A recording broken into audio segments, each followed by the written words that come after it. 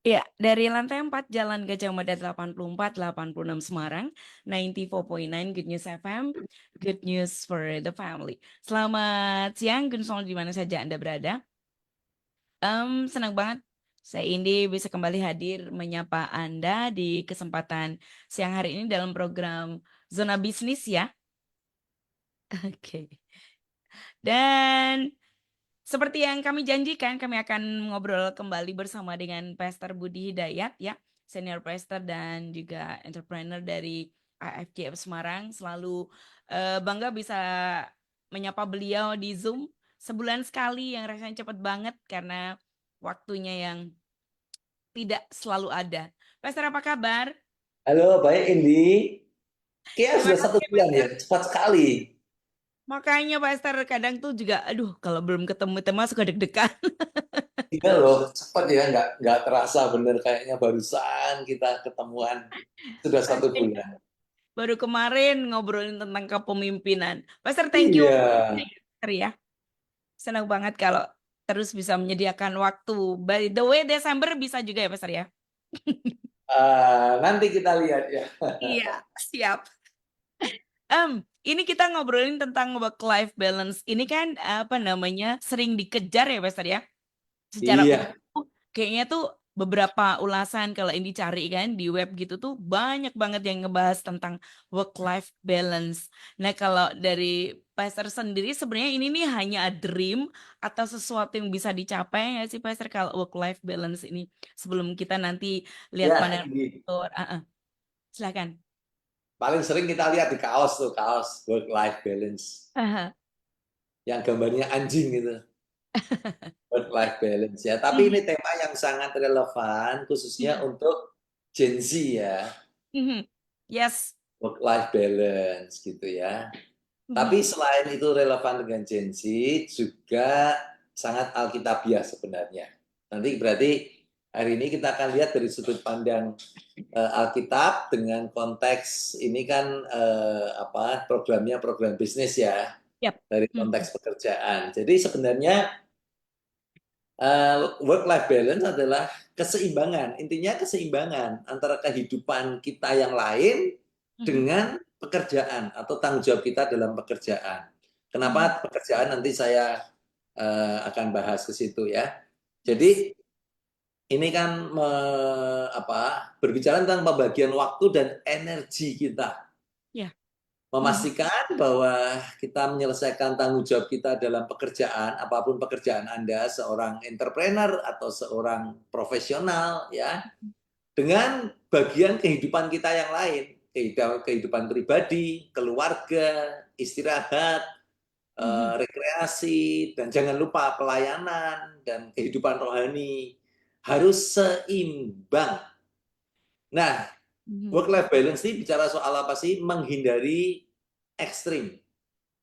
Yaitu apa? Dalam konteks kita, karena ini pembicaraan bisnis atau pekerjaan, menghindari ekstrim di mana kita menaruh waktu dan energi Mhm. ya berlebihan pada pekerjaan sehingga mengorbankan bagian-bagian lain dalam kehidupan kita, apakah kehidupan pribadi. Kalau anak saya itu suka bilang ya, itu orang kerja no life kata, nggak ada hidup. Kerja kerja kerja no life gitu. Atau keluarga, atau kehidupan rohani, atau kesehatan, atau pelayanan. Pokoknya mengorbankan banyak hal yang lain dalam hidup karena terlalu fokus dan terlalu memberikan banyak energi dan waktu mementingkan satu sisi saja dari pekerjaan. Mhm, Nah, kenapa ini pekerjaan ini begitu eh, life balance ini mhm. penting, work life balance ini karena ya memang kenyataannya ya yang paling memungkinkan mengancam yang lain ya adalah ekstrim kita dalam pekerjaan. Itu yang paling banyak lah. Ya. Mungkin ada orang-orang lain yang ekstrim hobi, mengabaikan pekerjaan, mengejar hobi, ada nggak? Ada. Ada nggak orang yang pelayanan mengabaikan pekerjaan? Nggak ada. Tapi sebagian besar orang yang hidupnya tidak seimbang, Oleh karena apa? Oleh karena pekerjaan menyita sebagian besar waktu dan energi mereka. Ya. Dan mereka sadar atau tidak sadar mengorbankan banyak area-area lain dalam kehidupan, ya, terutama kehidupan rohani, Mhm. pelayanan, keluarga, Ya. mungkin yang lain sampai kesehatan, atau bahkan hubungan-hubungan kita yang lain dikorbankan demi karier dan demi pekerjaan. Itulah kenapa ini relevan untuk kita bicarakan hari ini. Mhm. Betul, penting banget nih, Pastor. Again, tadi kan apa namanya, pokoknya itu nggak sampai ekstrim ya. Ini nih sebenarnya bisa dicapai nggak sih, Pastor? Nanti kita akan ke sana juga ya. Karena ada yang bilang, ah work life balance tuh kayaknya tuh kayak hanya mimpi gitu. Susah buat dicapai. Nah, again nih karena Pastor tadi sempat bahwa itu adalah hal yang sangat alkitabiah, mungkin Pastor juga bisa jelasin nih work life balance dalam pandangan Alkitab. Oke, Mhm. jadi eh, sebenarnya Tuhan sendiri memberikan satu contoh, yaitu di mana di kitab Kejadian. Mhm. Dikatakan 6 hari Tuhan bekerja, hari ketujuh Tuhan beristirahat. Ya, Mhm. jadi ini kan satu pola. Intinya gini, kalau kita kembali membaca sesuatu di kitab-kitab Kejadian, seringkali kita tuh bisa belajar the original plan of God atau original design of God. Desain Tuhan yang aslinya tuh apa sih gitu. Nah, sebagai contoh, Tuhan membuat namanya Sabat atau hari istirahat, ya. Allah beristirahat pada hari ketujuh Mhm. setelah menciptakan dunia. Lalu di Alkitab juga ada banyak orang yang bukan banyak orang, banyak pengajaran tentang Sabat yang kadang-kadang kita ini sebagai orang Kristen di Perjanjian Baru cenderung mengabaikan Sabat dan mengatakan Sabat itu Taurat gitu ya. Ternyata Mhm. enggak loh, Sabat itu ada sebelum Taurat itu ada. Jadi Sabat itu is part of God's design untuk Mhm. manusia, bahwa manusia itu ada batasnya dan ada istirahatnya, Mhm. ya. Lalu contoh lain dari Markus ya, atau di Alkitab lah, Perjanjian Baru, Mhm. di mana Alkitab menuliskan pagi-pagi benar Tuhan Yesus ya naik ke atas bukit seorang diri dan berdoa misalkan, atau dia mengajak murid-muridnya, ayo mari kita pergi ke tempat sunyi supaya kita sendirian beristirahatlah sejenak. Jadi menunjukkan nilai bahwa mereka ini nggak hanya sibuk melayani orang ya, tapi ada waktu di mana mereka menarik diri. Tuhan Yesus punya waktu dia sendiri bersama Bapa berdoa. Tuhan Yesus punya waktu bersama murid-muridnya beristirahat dan menarik diri dari rutinitasnya mereka ya. Ya. Intinya Alkitab baik dari Perjanjian Lama maupun Perjanjian Baru banyak kali memberikan pengajaran kepada kita bahwa manusia itu ada batasnya dan juga yang paling penting adalah ada keseimbangan. Mhm. Nah, konsep keseimbangan inilah yang harus kita bawa dalam kehidupan kita, ya. Sudah Yes. sering saya katakan di sini berkali-kali bahwa orang Kristen itu harus rajin bekerja. Mhm. Yang tidak kerja jangan makan. Udah sering saya katakan begini di dalam forum ini ya. Tapi ada batasnya juga gitu ya.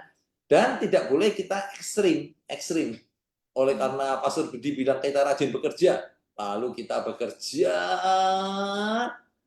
mengabaikan banyak hal lain dalam hidup, mengorbankan banyak hal lain dalam hidup, itu juga tidak baik dan tidak boleh ya. Jadi kembali kepada prinsip keseimbangan yang Tuhan Yesus sendiri ajarkan, baik melalui pengajarannya, melalui contoh kehidupannya, ataupun di kitab kejadian di original design of God ya. Jadi ada batas, ada istirahat, sabat, Mhm. dan konsepnya adalah keseimbangan.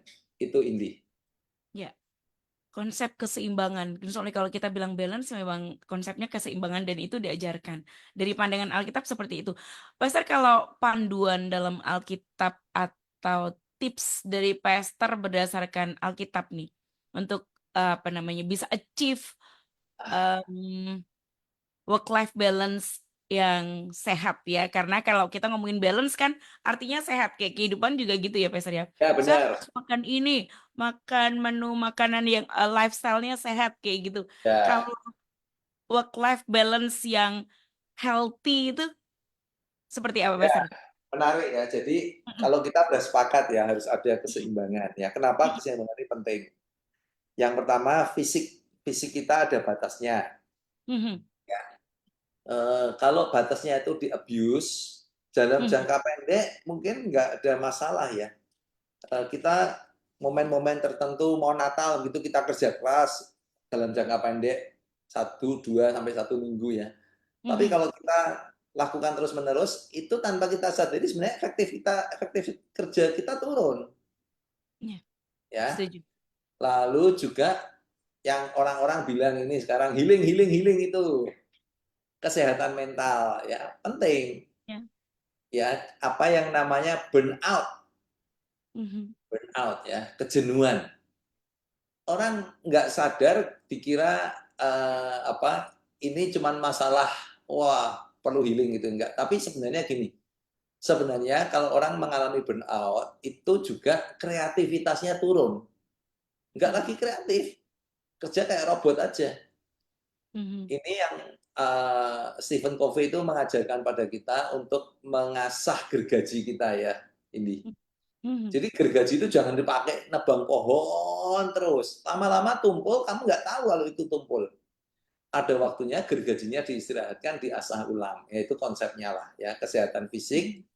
dan kesehatan mental. Lalu tadi saya menyinggung soal produktivitas yang turun Mhm. atau kreativitas. Sudah nggak lagi bisa berkreasi atau berinovasi. Mhm. Lalu tadi saya katakan dalam jangka pendek kelihatannya mungkin kita kerja kerja kerja gitu menghasilkan lebih banyak, tapi dalam jangka panjang ini sebenarnya ada titik baliknya gitu. Namanya adalah apa namanya ya eh, apa namanya apa. Jadi intinya ada titik baliknya di mana produktivitas kita itu menurun pada satu titik tertentu ketika kita melebihi batas kita di dalam bekerja ya. Mhm. Dan juga tadi saya katakan bisa mengganggu hubungan baik suami istri, rumah tangga maupun keluarga ya. Oke. Iya, iya, iya. Nah, tadi Silakan, Pastor. Mhm.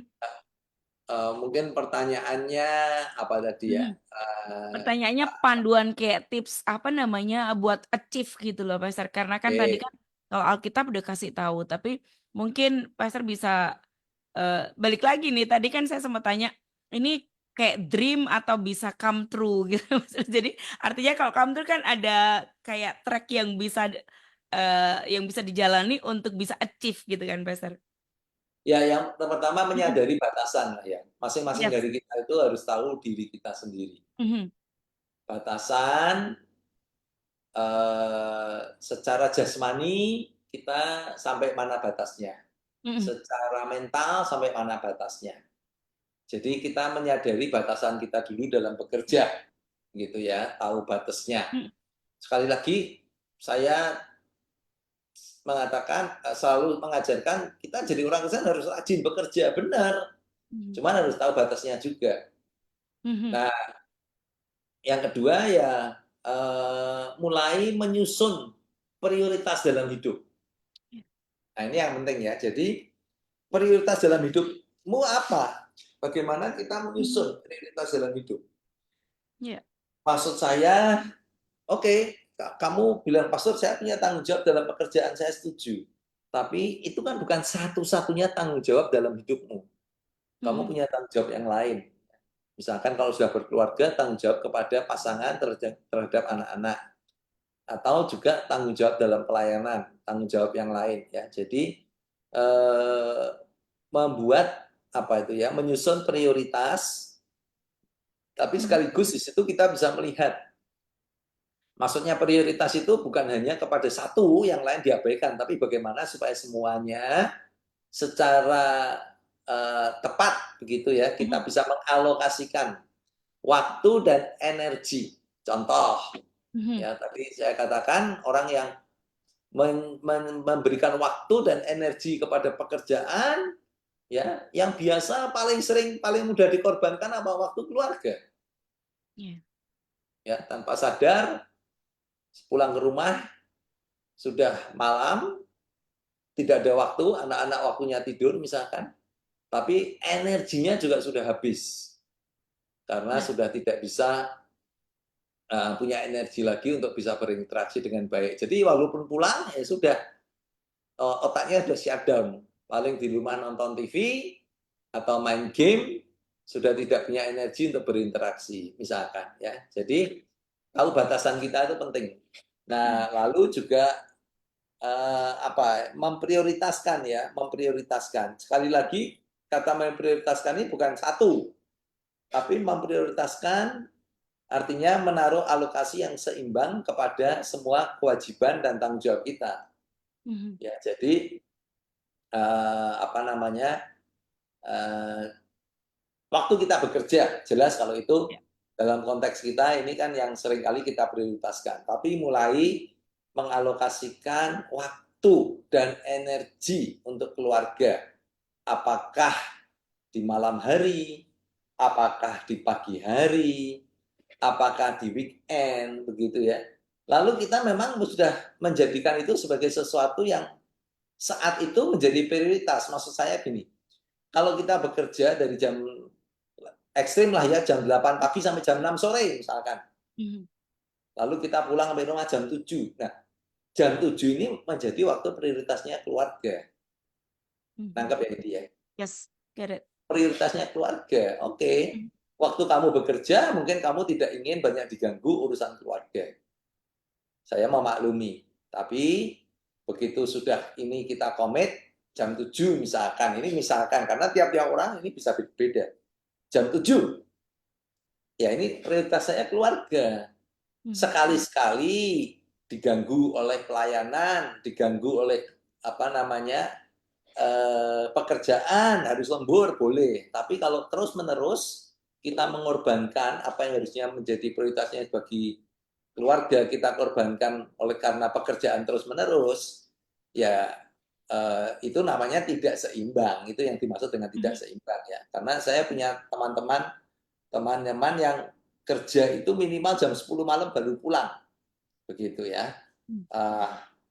Ya, saya nggak menghakimi, masing-masing kan tahu batasnya, tahu prioritasnya.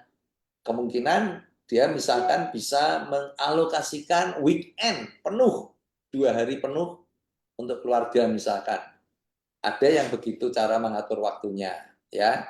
Tapi kalau sudah begitu, terus weekendnya kembali diinterupsi oleh pekerjaan, diinterupsi oleh kegiatan yang lain, sehingga waktu keluarga di mana istri dan anak itu paling punya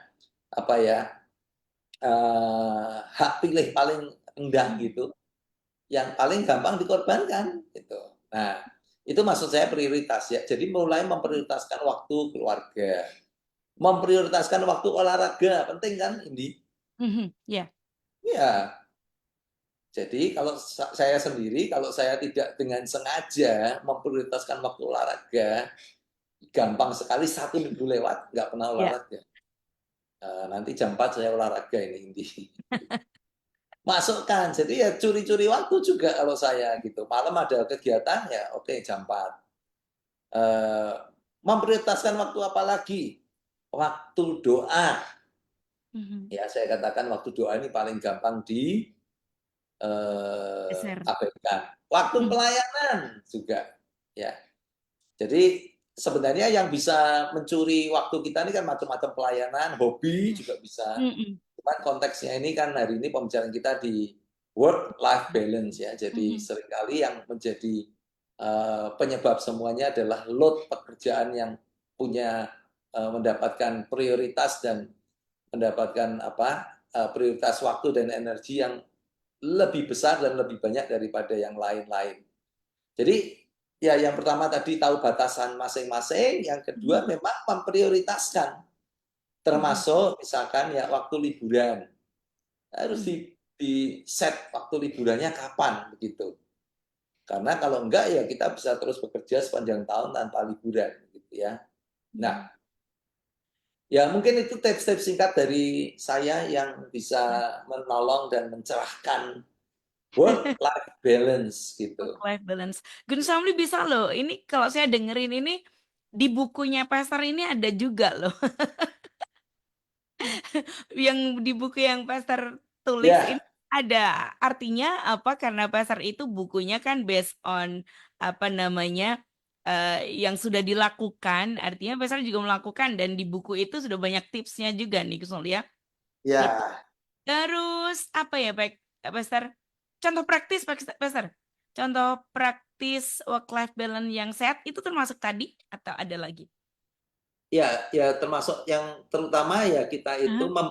kata memprioritaskan di sini itu artinya untuk satu momen tertentu ada satu yang diprioritaskan. Misalkan jam Ya. kerja, oke Mhm. kita prioritas kerja dong Mhm. gitu. Tapi setelah jam kerja lewat, prioritas kita apa? Ada waktunya prioritas kita olahraga. Ya Mhm. udah waktunya olahraga. Ada Mhm. waktunya prioritasnya keluarga. Ya udah waktunya keluarga. Jangan prioritas kita diinterupsi oleh hal yang lain. Itu salah satu contoh Mhm. untuk kita bisa membagi waktu dan energi kita sehingga mencapai work life balance ya. Mhm. Jadi ada batasnya. Pekerjaan juga ada batasnya. Kemudian tadi saya katakan apa? Ada prioritasnya, Mhm. ada purpose-nya, Mhm. tujuan kita apa? Itu yang harus di apa namanya disepakati dulu dengan diri kita sendirilah.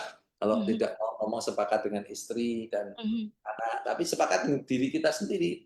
Purpose kita ini apa begitu? Mhm. Ya.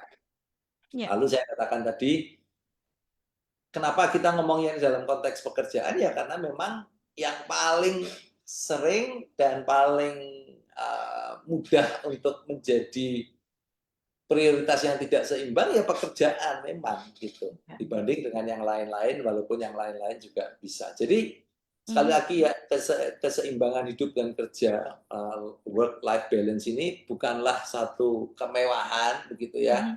tapi ini sesuatu yang memang perlu untuk kita bangun dalam kehidupan kita untuk kesuksesan jangka panjang. Mhm. Jadi dan ini perlu satu usaha ya. Jadi intinya enggak sesuatu yang apa namanya mungkin buat beberapa orang mudah, buat beberapa orang lain nggak mudah, perlu usaha Ya. dengan batasan yang jelas, prioritas yang bijaksana.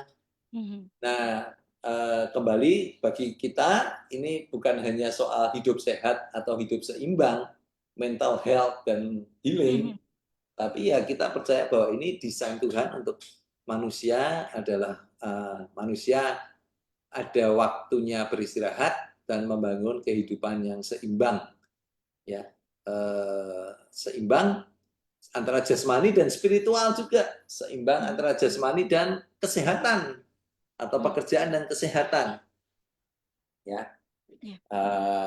semoga ini bisa mencerahkan dan belajar sesuatu hari ini. Yes, Pastor. Pastor untuk karena Pastor tadi sempat sebut Gen Z ya, tapi sebenarnya bukan Gen Z aja. Teman-teman yang mungkin masih single ini juga kayaknya sudah ngatur prioritas tapi agak susah. Ada yang bilang kan my work is my work gitu kan. Kayak Ya, pekerjaan saya itu dunia saya, tapi ketika ada yang siak sedikit di pekerjaan itu jadi kayak yang tiba-tiba tuh kena mental gitu. Entah mungkin karena posisi ada beberapa teman yang suka apa namanya cerita seperti itu. Kalau Pastor sendiri eh, mungkin punya saran spesial nih buat tapi pesan buat Gen Z semangat. ini Ya, penting. iya, Pastor. Buat Gen Z penting. Mm-mm. Jadi kalau kalau Anda pengusaha misalkan ya, Mhm. dan di mana kemudian Anda ini merekrut banyak dari Gen Z. Gen Z ini kan sekarang udah mulai masuk dunia kerja. Yes, udah. Mm-mm. Nah, salah satu yang penting buat Gen Z adalah Mhm.